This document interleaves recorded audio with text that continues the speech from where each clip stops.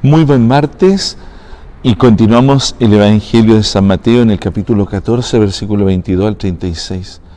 Después de la multiplicación de los panes, Jesús obligó a los discípulos que subieran a la barca y pasaran antes que él a la otra orilla, mientras él despedía a la multitud. Después subió a la montaña para orar a solas y al atardecer todavía estaba allí solo.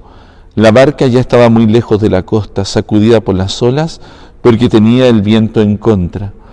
A la madrugada Jesús fue hacia ellos caminando sobre el mar. Los discípulos al verlo caminar sobre el mar se asustaron. «Es un fantasma», dijeron, y llenos de temor se pusieron a gritar. Pero Jesús les dijo: «Tranquilícense, soy yo, no teman». Entonces Pedro le respondió: «Señor, si eres tú, mándame ir a tu encuentro sobre el agua». «Ven», le dijo Jesús. Y Pedro, bajando de la barca, comenzó a caminar sobre el agua en dirección a él. Pero al ver la violencia del viento, tuvo miedo y como empezaba a hundirse, gritó: «Señor, sálvame». Enseguida Jesús le tendió la mano y lo sostuvo mientras le decía: «Hombre de poca fe, ¿por qué dudaste?». En cuanto subieron a la barca, el viento se calmó y los que estaban en ella se postraron ante él diciendo: «Verdaderamente tú eres el Hijo de Dios». Al llegar a la otra orilla, fueron a Genesaret. Cuando la gente del lugar lo reconoció, difundió la noticia por los alrededores y le llevaban todos los enfermos, rogándole que los dejara tocar tan solo los flecos de su manto, y todos los que lo tocaron quedaron sanos. Palabra del Señor. El Evangelio de este día nos pone con varias actividades que hace Jesús. Esto de orar, por un lado, a solas, con aquel momento que se dirige Jesús al monte, luego aquella caminata sobre las aguas, como recordando que Jesús es el Señor que sostiene la existencia, y este caminar sobre el mar va evocando también a una realidad. Jesús es el Señor y que puede también manifestarse con toda su gracia.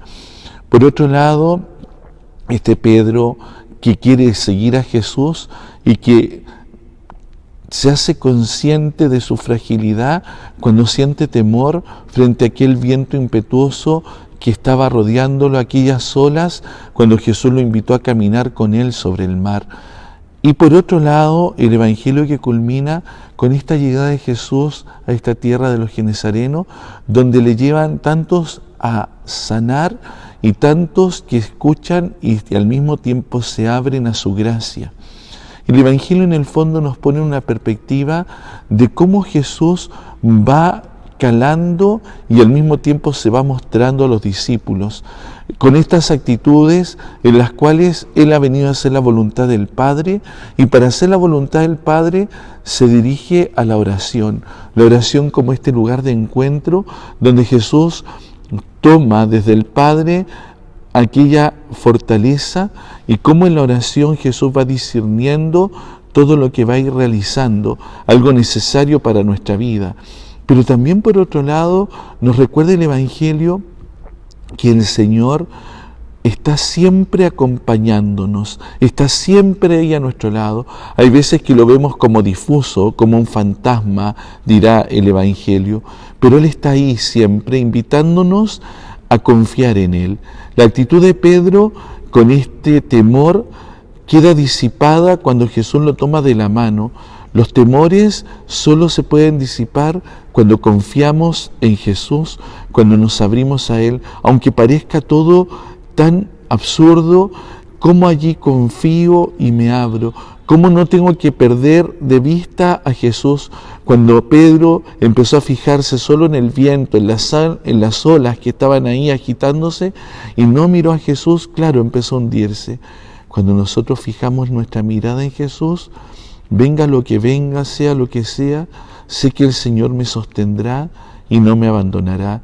Y que este Jesús está siempre ahí, abierto para acogerme, como acogió a todos esos cuando desembarcó de la barca, y como también el Señor les causó a aquellos genesarenos, les dio esa alegría y ese gozo de saber que Él es un Dios que nunca abandona y que los sufrimientos encuentran en Él un sentido nuevo.